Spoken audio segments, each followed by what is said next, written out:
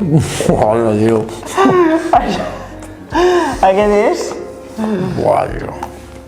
Això és tota avellana amb xocolata negra. Que bèstia. Amb els trossets de l'avellana.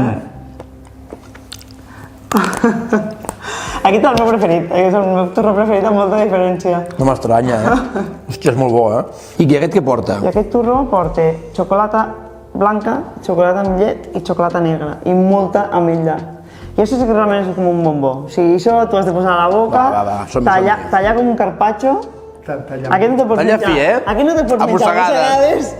Aquest no, aquest és per deixar-lo desfer la boca i realment que et pugi l'aroma de l'ametlla.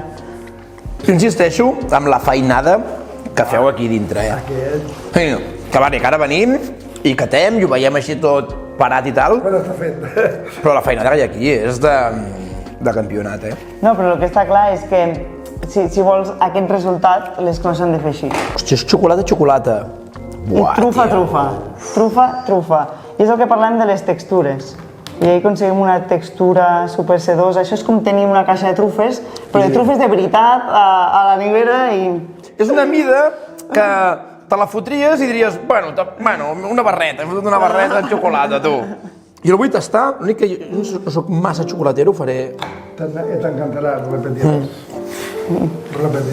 Però realment també has de deixar desfer, Vull dir... Moltes vegades la gràcia de tot això no és el que porta, sinó el que no porta, no? Vull dir, un torró, un bombó fet amb només els ingredients imprescindibles.